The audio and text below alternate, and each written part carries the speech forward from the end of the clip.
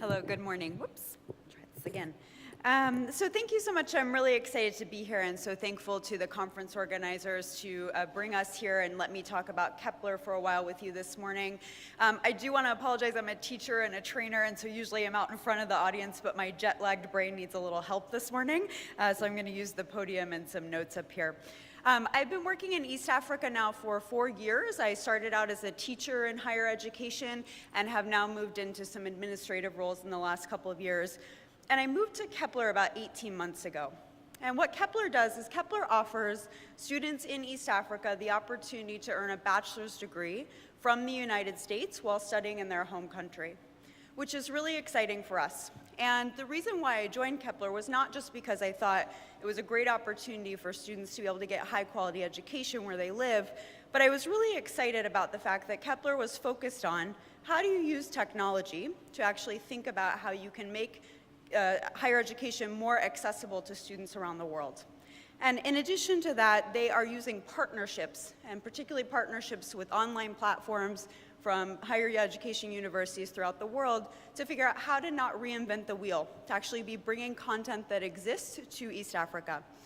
And using competency-based education, really thinking about how do we get students to actually master skills, not just leave the classroom with a college or a university with a piece of paper. And then lastly, that they're really focused on outcomes, that we're talking about at Kepler every day. How do we get students into the workforce so that they're ready for the job on day one? So that's what drew me to Kepler 18 months ago. I'm really excited now to be working as their Chief Operating Officer based in Kigali, Rwanda, and I'll talk to you a little bit about both our campuses in Kigali as well as our campuses in the refugee camp. And I'm sharing information with you today about Kepler, not because I think we've figured everything out. And so I'm actually really excited to be here because I do want to interact with people in this room to talk more about the challenges that we've had, some of the things we've learned, and then also hear from you. So I'm going to be here over the next couple of days and would love to interact with you. So if you have ideas or solutions that you've come up with or questions or want to brainstorm, please do reach out to me because I'm really excited to take advantage of all the expertise that's in this room. And one thing I notice at a lot of these conferences is that we do talk about how amazing EdTech is. And it is amazing, and it's transforming things. But it's also really hard in the developing world where we're talking about infrastructure and things that don't necessarily add up in order for us to have EdTech be successful in the classroom. So I'm going to share things with you from a teacher perspective, a student perspective, and then also from an administrative perspective. So let me dive in a little bit and talk about the context with which we're operating. So like Africa and Asia, there are many commonalities among the challenges in higher ed. So in both continents, we notice that there is consistently reported a mismatch between the skills that students are leaving college with and the jobs that the skills that are required for the jobs that they're getting. We also are seeing higher education be much more demanded by students around the world, and particularly in Asia and Africa, we're watching tertiary education enrollment go up consistently. And we also hear over and over again that the skills that students most often are missing are soft skills and technology skills. And many of us are also working in economic blocks that require English to be a second or third or fourth language for students, and mastering that at a level for employment is challenging. And then lastly, one of the things that I'm sure many of you are very aware of is costs are always rising. And so how do you bring technology to students? How do you bring great education to students when you're trying to keep down your cost per student or deal with limited budgets? And we really are thinking about how do we cost share? How do we have students, governments, private sector, and donors engaged in that? So specifically in East Africa, where I'm working, and in sub-Saharan Africa, we have an employment issue. And that issue is that long-term employment is sitting around 50% as of 2014. That's gotten slightly better in some places, but continued to worsen or stayed steady in a lot of places. So long-term unemployment at 50% of young workers is a really big issue. I'm sure many of you can think about all of the studies and the results and the things that we hear about based on the fact that young people are unemployed. And we also know that in sub-Saharan Africa, 3 out of 5 workers, or about 60% of our students, know that they don't have the education that they need to be successfully employed in the workplace.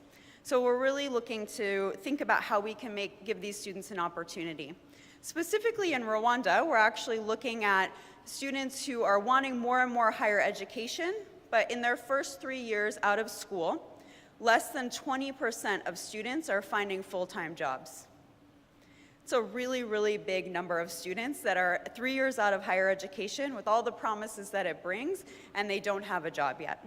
And this skills gap continues to widen, and we know that a very small percent of students are actually able to go elsewhere to get higher education. So Kepler is bringing great higher education to students in East Africa.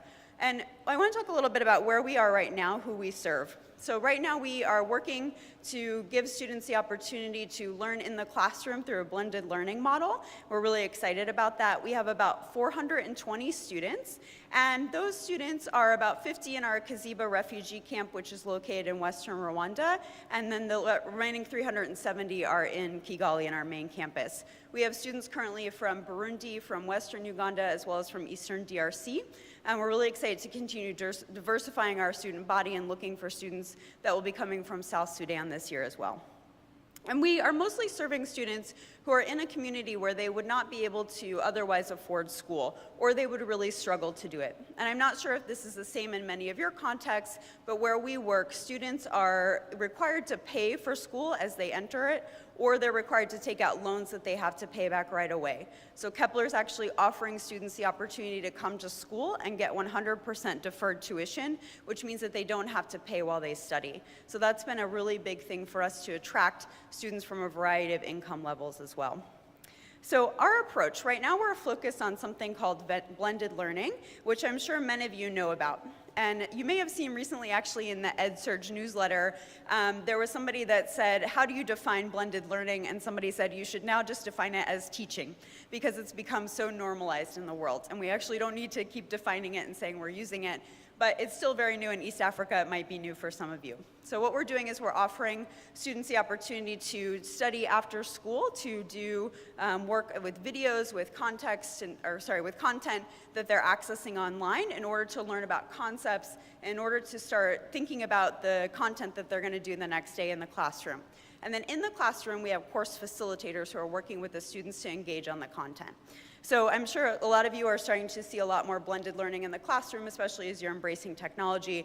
And it's, again, something new for us in East Africa, and we've got to sort of retrain students on how to do blended learning in the classroom. So one of those things that we talk about as a challenge of EdTech and implementing EdTech in some of the developing world is that we actually have to retrain students how to learn. So students are used to walking in a classroom, like we saw in the video before. You sit down, you be quiet, you get told something. And so we're really asking students to do that much differently, to actually be responsible for their own learning. And that's very, very new for many of our students. And what we do is we have students that come in year one. And year one is called a foundational year. It's mostly Kepler content. The students are learning 4 main courses. They're methods of thinking for business, technology, communication, and also professional competencies. So they're learning about the skills that they actually need to succeed in the business world. And we're partnered right now with College for America by Southern New Hampshire University. So in year one, the students take a readiness assessment, and they go online then to start on College for America, which is where they start working on their competencies in order to earn their US bachelor's degree. So our program includes both Kepler-created content for the context that we work in, and also ensures that we're building the skills students need for the workforce, while also giving them access to the online platform at College for America. And we're really excited to have students working on this platform because it is self-paced. What that means is that students are able to actually take advantage of the platform and be able to use it when they're working or in internships. And that it means also for Kepler in year 2 and year 3, we actually don't have to have students in the classroom with a teacher. They can be much more self-driven. So in year 2 and year 3, after they've completed their foundational year, we're actually able to say to students, okay, you now take this in your own hands. You want to get into the workforce, you want a job, you're interested in building your career, we're going to support you through some modules and intervention, but you really are in the driving seat. And we think that that's something that's very important for students at the tertiary level. And we think that students are getting the opportunity to start experimenting with what it's like to always be in the driver's seat in their lives. Once they're outside of school, we know that they have to function on their own. So we're working closely with College for America and Southern New Hampshire University. We're also actively pursuing other partnerships. So I know there are some of you in the room that work at universities. If your university is looking to expand its reach and is interested in working in sub-Saharan Africa and making sure that students have a high-quality education outside your home countries, I'd love to talk to you, so please do come and find me. So one of the things I wanted to do is talk a little bit about some of our outcomes and just make sure we understand sort of where we've been able to get to. So right now our students are earning their degrees, and about 98% of our students are halfway through their degree program within 2 years, and then the rest of our students are completing their program within 3 years. Now 3 years is a pretty common bachelor's degree program in East Africa. They're actually trying to harmonize it, but I know it looks different around the world or on how long it takes to earn a bachelor's degree. And this is one of our students. His name is Everest, and we're really excited that Everest has taken advantage of the opportunities that we offer. So Everest has been able to finish within 12 months or 1 academic year. He's gotten halfway through his bachelor's degree program, and he fully expects in the next year to complete his bachelor's degree, which means that within 2 years he will have earned a US bachelor's degree based on the fact that he's pushing along through his competencies, making sure he's mastered his skills, and making sure he's prepared. And in addition to the work he's doing on his bachelor's degree, he's also signed up as a teaching assistant. So Everest is a second-year student at Kepler, and he's actually in the classroom helping other students, and he's particularly helping in technology classes. So we're really excited about students like Everest. As educators, though, you might be asking me, really, in 2 years he's going to finish his bachelor's degree? Is he actually ready for what he needs to do? Is he actually getting the skills that he needs to? And we've been able to do some great research on Kepler and be able to find out what we're doing that makes a difference. And I know this is not always available to all schools, but we've been fortunate since the beginning that some of our Catalyst funders really wanted us to invest in the metrics and evaluation of our program. And so in our fourth-year program, we're starting to see a lot of successes. In the fourth year of our program, we're starting to see a lot of successes already. One of them is that students at our school at Kepler are actually outperforming students in Rwanda across the board. So when we compare students from a matched control group to traditional universities in Rwanda, we're seeing Kepler students are outperforming them across many different metrics. But in particular, where they're outperforming them are in computer literacy, in critical skills thinking, and in English language and communication. All of the things we hear over and over again from higher ed are the important skills that students are leaving the universities without these days. So we're thrilled to see that our students are actually getting an education that's preparing them for the global workforce. And we've got several students that are great examples of some of the work that we're doing. And one of the students is actually named Solomon. He's one of our very first graduates. He actually graduated within 32 months of the program, so it took him 32 months to earn a US bachelor's degree. And we've actually hired Solomon at Kepler. You might ask, why are you hiring recent graduates at Kepler? You've got this big program. But we're excited because we actually can't find students like Solomon on the labor market in Rwanda. It's very challenging for us. So we're excited to have Solomon working with us. And in particular, what he's doing is he's our information systems officer, and he's working to build out our student information system. So he's in his first year of his full-time job, and he's responsible for developing an SIS and also getting early adoption by a lot of our staff members and then adopting it across our campus. And that's a job I think any of us as higher education people would be very proud to have a student in their first year in charge of a project like that and be able to be trusted and perform well in a project like that. So we were really happy to see people like Solomon as well. But one more student I wanted to introduce you to and to think about is a woman named Aline. And Aline's been on the pathway that you can see here. She's been on a pathway to employment. And we've got students that are competing and really looking at how they can get into the workforce very quickly. And about 90% of our second-year students have actually been able to get internships compared to about 25% of their peers. And we also have 81% of our third-year students actually employed before they leave the campus. And so we asked Aline, who's currently employed, a little bit about her experience. And one thing she had to say was, Kepler's increased my self-confidence, which is good. Arriving here at Kepler, we were a class of 100 people. And whenever we were asked a question, I would know within myself that I had a good idea. But I would have doubts because my English wasn't that great, and so I wouldn't share. But within time, we learned that there's not a right or a good answer, that everyone should share. So even if my answer wasn't good, I was empowered to share. It's increased my self-confidence, it's prepared me with professional skills, working as a team, active listening, time management, and being organized, all the skills I need in my current job. So those are some of our students and some of our student voices that are seeing how technology has actually been able to transform some of the education that they might get otherwise at traditional Rwandan universities and give them the opportunity to be very competitive in the workplace. And many of our students are having jobs maybe for the first time in their family, having a full-time job in the formal sector. So these jobs can actually be very transformative for our students and their families. And a lot of our students are expected to support their families or even support their siblings in education as well. So for them, there's a lot of pressure on them to be successful at Kepler and move into the workforce. So what we're doing is through technology and competency-based education using the online platform is we're allowing students to move quickly through the program to try and support them heavily in the first year and then allow them to get into the driver's seat in year 2 and year 3, and also support them getting into the workforce, which is changing the trajectory that many of them expected after getting higher education, as we saw from the statistics earlier that very few students in Rwanda are actually getting jobs after graduation. So that's sort of all the Kepler stuff I wanted to talk about, but we've got a little bit of limited time, and I wanted to specifically get into the hard stuff, as Shane had mentioned in the title of the work I'm doing. So again, we come to these conferences, we talk about EdTech, we talk about how great it is, and technology in the classroom is amazing, and it definitely is changing classrooms across the world. But I don't know if any of you have ever stood in front of a classroom, you've had an amazing lesson prepared, you're really excited, students get on the laptop, and then suddenly a battery from one of the laptops starts smoking. So we've had that happen many times because of fluctuations in electricity. Or we're in the classroom, we're really excited about this lesson, all the students need to get online, and they're looking at a document together, and suddenly the internet goes out, and we don't know when it's going to come back up. And so what we're thinking about is in the developing world, how do we use technology in the classroom in order to produce some great results, in order to give students access to things they wouldn't otherwise have access to, but also overcome these challenges that we know are just inherent in the developing world. The infrastructure is still being developed, that technology is being really challenged because we've got limited bandwidth. And so one of the things that we're doing at Kepler is right now we have a pretty good internet option at our Kigali campus, and we're very fortunate that at our refugee campus in Western Rwanda, there's actually a cell tower in the middle of camp. So we've been able to get students access to internet there as well.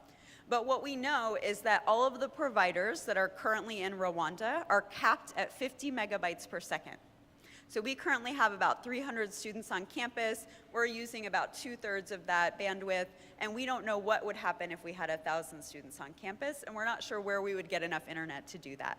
So it's one of the challenges that's ongoing for us to figure out how do we get access to enough internet in order for EdTech to actually be successful in the classroom. And one of the things is that we've had to ask our teachers to be overly prepared. We've had to ask them to say, if you have materials that you need to give to students, they need to go out at least a week in advance so students can access them. Or if you're going to be in the classroom using the internet specifically for an assignment, you need to have a backup on the flash drive or a backup way to do your program using a PowerPoint or something like that. And it requires extra work for teachers. So we heard about in the very keynote this morning, or the very first keynote this morning, that teachers are starting to get burnt out, that technology that teachers know is actually below what students know. And we're facing that same thing sometimes at Kepler. And we're trying to figure out how do we get teachers to actually overly prepare, knowing that there are internet challenges, while also trying to keep in mind their burnout. Another thing that we have happen is electricity, as I mentioned before. In Kaziba, in the refugee camp where we're working, we're running a technology-based campus that is currently not connected to an electrical grid, which means that we're reliant on solar power and generators, which have their own problems that we face all the time as well.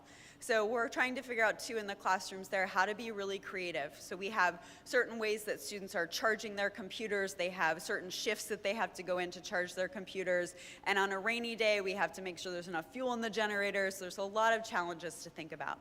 But we're continuing to try and overcome these in order to make sure that we can get students access to this great technology that we know is going to make a difference in their lives.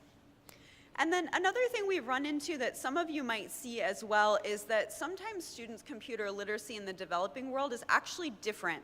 We just saw in Adam's session that he was talking about how young his 2 sons were when they were getting access to technology. I have students who are 25, 27 years old who have never actually touched a computer before. They've seen them.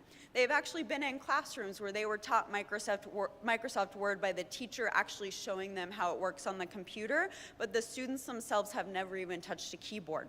So we're bringing in students trying to think about this classroom that looks very different with students who have never actually used Microsoft Word before and often have never even typed before. So that also means that we have to spend a good deal of time getting these students up to speed on technology. And that means that we've had to create a special bridge program for students where we actually give them a tech checklist that they have to complete.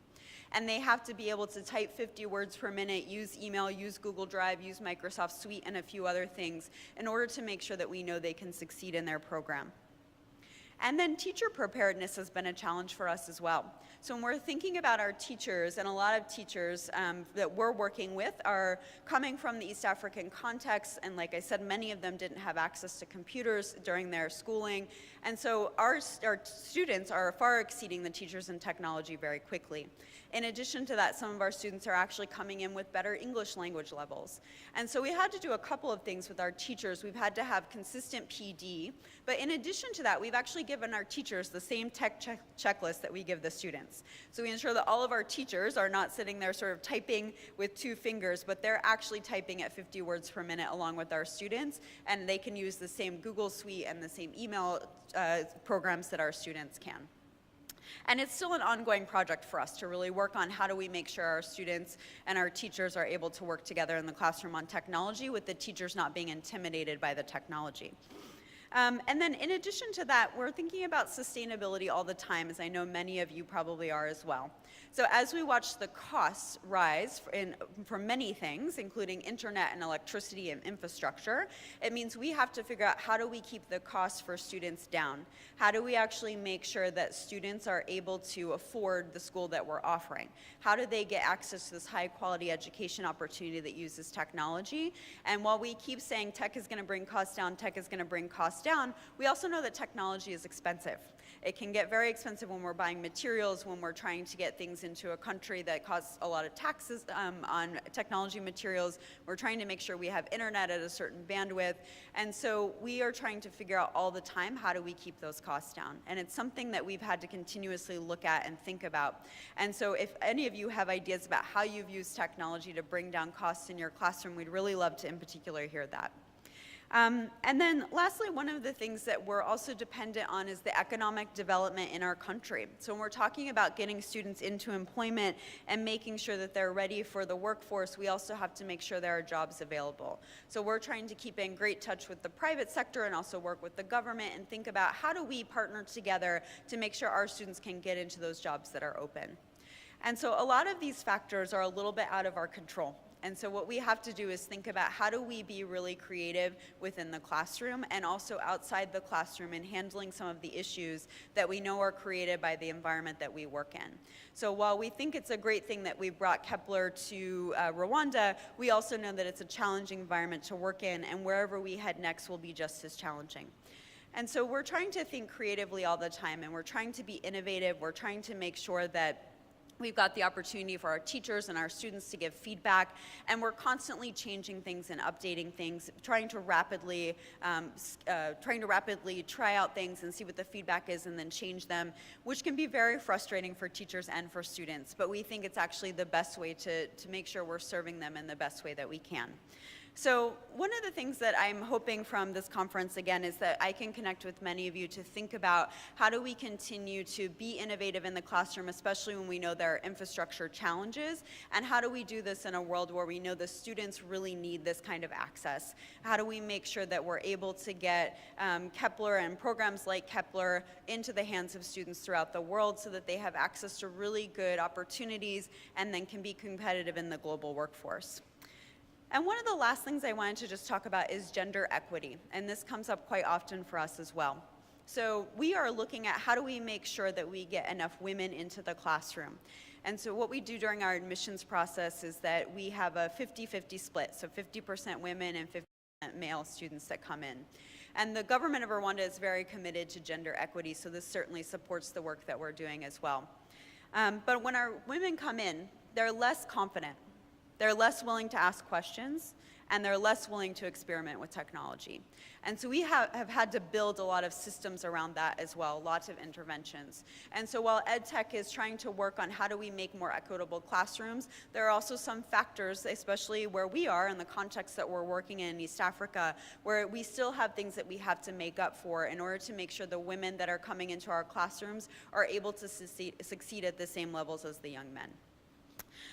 So while I'm wrapping up here, I just wanted to, again, thank you all for the opportunity to tell you a little bit about Kepler. And Aline, the student who I mentioned earlier, had one more quote that she had asked me to share. And she, when I was talking to her about this conference and I was coming to talk about Kepler, she had said, I want people to know that being online has really made a difference for me. It helps me be more organized, it helps me plan, it helps me be self-motivated, and it helps me be a critical thinker. Actually, when I have a challenge, I can make sure I try and figure it out because I'm able to get access to the internet. And I think that's a good reminder for all of us as educators, especially when we're working in challenging environments, that as many challenges as we have, we're constantly problem solvers. That's a lot of the work that we do in our classroom all the time, and I think it's the work that we have to do as a larger community to think about how we solve the problems in education. So thank you so much for your time. I appreciate it, and I look forward to speaking to many of you at the conference.